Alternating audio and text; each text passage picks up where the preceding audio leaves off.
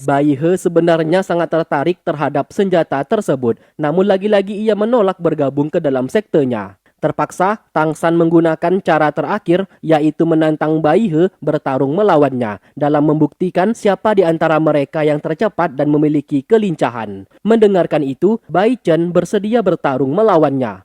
Tang San justru memanggil Hong Jun untuk menggantikannya bertarung. 交给你了。冤家路窄。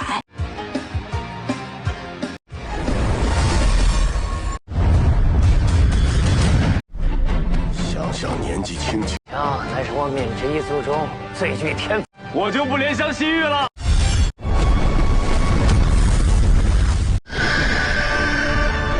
父皇武魂，认栽了吧？王乃百鸟之王。怎么不动了？你得意什么？我白沉香一定赢你！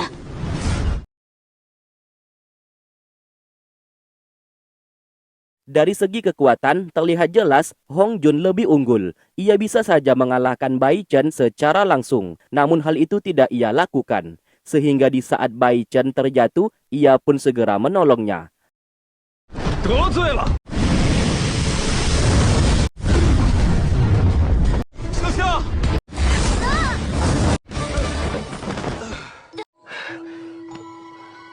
没摔着吧？ Karena pertarungan itu seimbang, Tang San kembali menantang Bai He supaya bertanding melawannya. Tantangan itu pun diterima. Sesuai dengan namanya, Bai He dari klan kelincahan memang memiliki kecepatan yang sangat luar biasa. Tang San menggunakan teknik teleportasi untuk mengimbangi kecepatannya.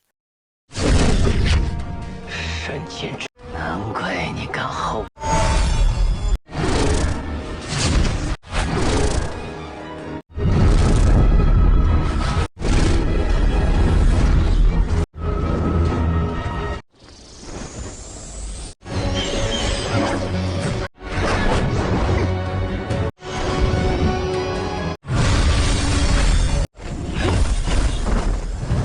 Saat sedang bertarung, tiba-tiba cincin roh 100.000 tahun milik Xiao Wu keluar dengan sendirinya. Sehingga di saat Bai He ingin menyentuhnya, tubuh Tang San menjadi tembus pandang. Fenomena itu pun dilihat oleh semua orang. Bahkan Tang San sendiri juga terkejut melihatnya. Tak lama kemudian, Xiao Wu keluar dan hal itu bisa dilihat oleh semua orang. Tang San baru menyadari teknik roh keenam miliknya adalah kehampaan yang telah bangkit dari cincin roh milik Xiao Wu di dalam tubuhnya.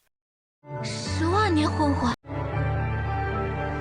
草地上，你藏入你最让梦唤醒吗？叫手随苦放，自的缱绻时光。 原谅我的第六魂技虚无，我一直不舍得使用10万年魂，你主动出来守护我。 为你赴日月，紧握目光往上望。 Akhirnya pertandingan itu pun bisa dikatakan seri. Meski Bai He mengaku kalah, namun Tang San juga mengaku kalah. Seharusnya Bai He bisa menyentuhnya, namun ia dibantu oleh Xiao Wu sehingga teknik roh keenamnya langsung bangkit dan itu adalah kehampaan. Ia bisa kebal terhadap serangan fisik. 你没有说我的第八魂技同样也不是纯粹的，继续下去的话，我的只会是我心服口服。走走走，我们喝酒，今天不醉不归。我能感受到，他就在我身边。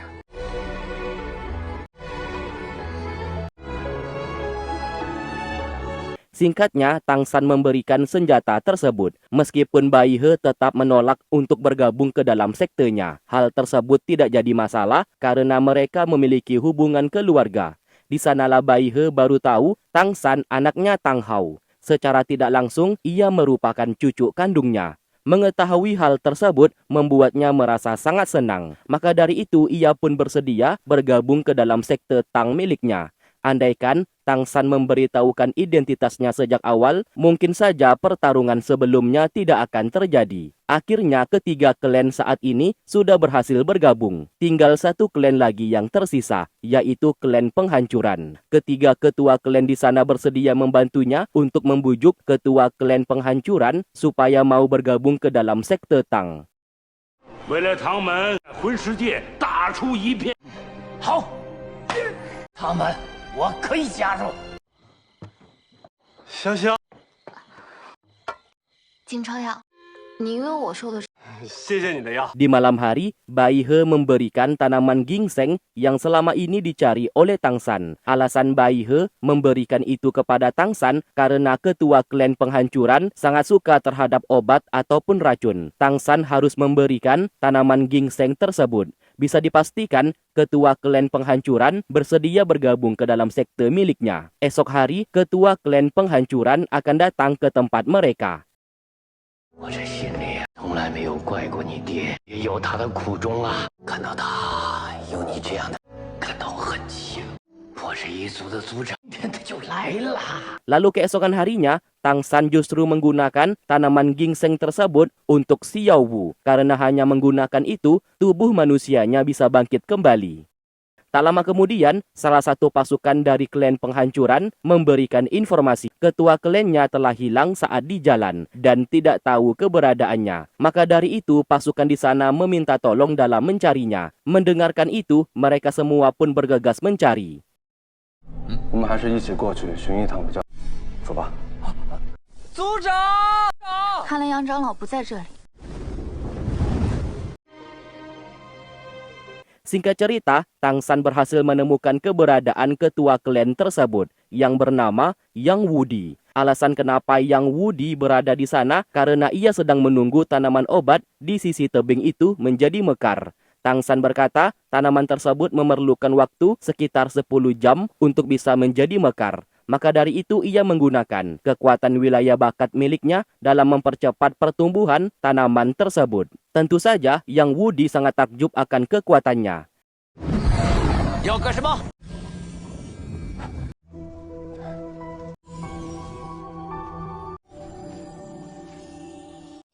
妙啊！不过幸好我的蓝银领域富有生命的。 Setelah melakukan itu, Tang San berkata jujur mengenai dirinya yang ingin mengajaknya bergabung ke dalam sekte Tang miliknya. Ketiga sekte saat ini sudah bergabung, tinggal klan penghancuran saja yang belum. Yang Wudi lantas menguji kemampuan Tang San untuk melihat seberapa besar kekuatan yang dimilikinya. 行。10万年魂。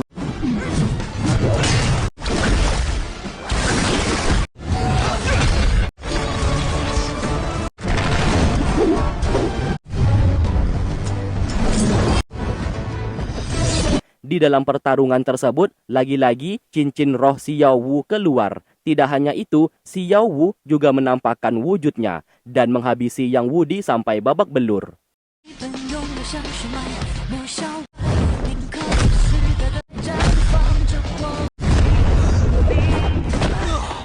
小五，手下留情。英雄。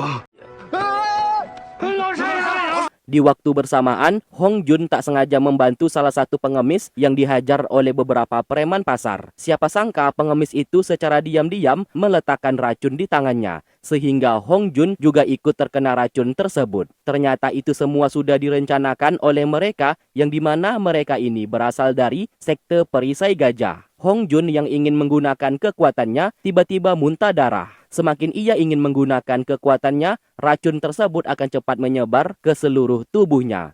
Menyadari hal itu, Hong Jun segera membawa Bai Chen kabur dari sana. Namun sayang pelarian mereka gagal. Demi keselamatan Bai Chen, Hong Jun memaksa menggunakan kekuatannya untuk melawan mereka.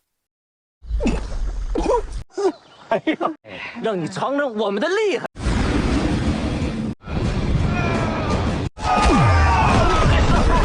毛姐，别管我。小香，刚才打我的小子， Sementara itu, Yang Wudi akhirnya telah sadar. Mereka bertiga pun berusaha membujuknya supaya mau bergabung ke dalam sekte Tang milik Tang San untuk melawan kuil roh. Mereka juga menceritakan kemampuan dan kekuatan yang dimiliki oleh Tang San kepadanya. Bai He juga berkata, Tang San memiliki tanaman obat ginseng yang sangat langka. Mendengarkan itu, seketika Yang Wudi berubah pikiran dan bersedia untuk bergabung. 团聚了。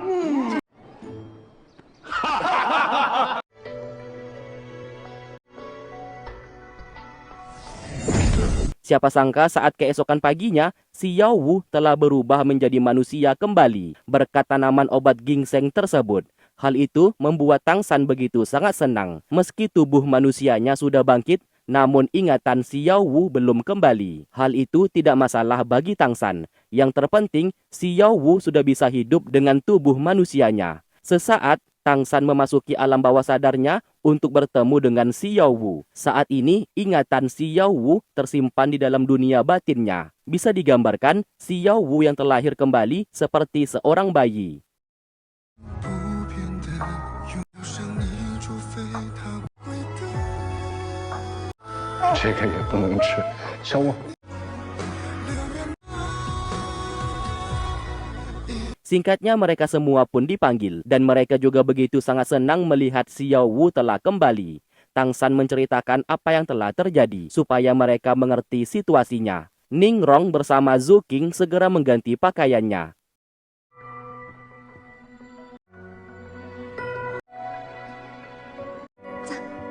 小欧说他很喜欢。 Di sisi lain, mereka berdua saat ini di dalam penjara. Di sanalah Bai Chen baru sadar kalau ia pernah bertemu dengan Hong Jun. Namun di saat itu, Hong Jun menutupi wajahnya. Maka dari itu ia tidak mengenalnya.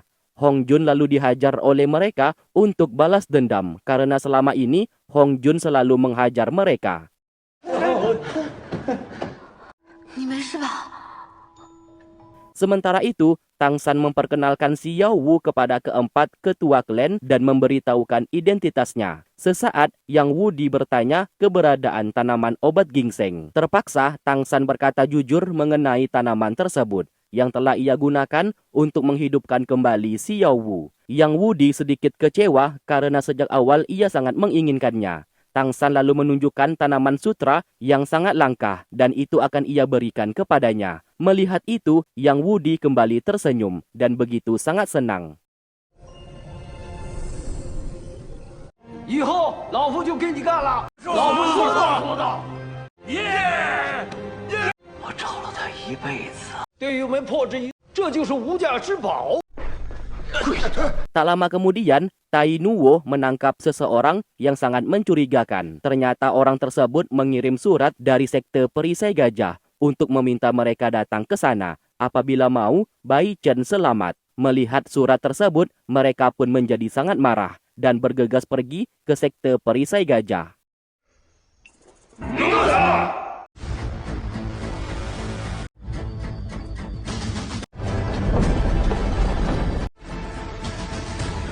Singkat cerita, mereka berempat telah tiba di sekte perisai gajah. Hu Yan berkata ia akan melepaskan Bai Chen bersama Hong Jun asalkan keempat klan mau ikut bersamanya mengabdi kepada kuil roh. Tentu saja keempat ketua klan di sana menolak mentah-mentah ajakannya.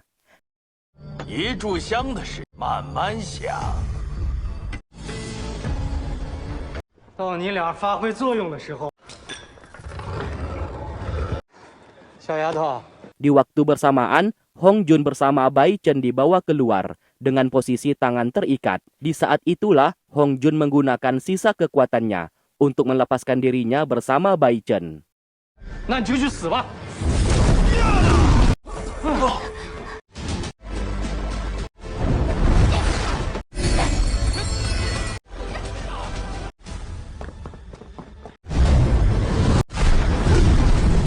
Sebuah tanda lalu dilepaskan oleh Tang San kalau ia berhasil menyelamatkan Bai Chen bersama Hong Jun. Melihat itu, keempat ketua klan tidak menahan diri lagi dan bersiap untuk menyerang. Hu Yan balik ketakutan karena rencananya telah gagal. Padahal sejak awal ia sudah menyiapkan sebuah dupa untuk meracuni mereka. Ternyata Yang Wudi menggunakan tanaman sutra pemberian dari Tang San sebelumnya yang dapat menangkal racun dupa.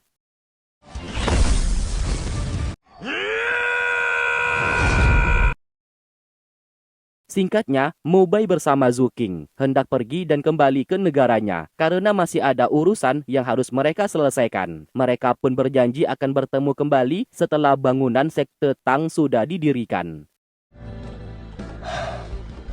老周，保重。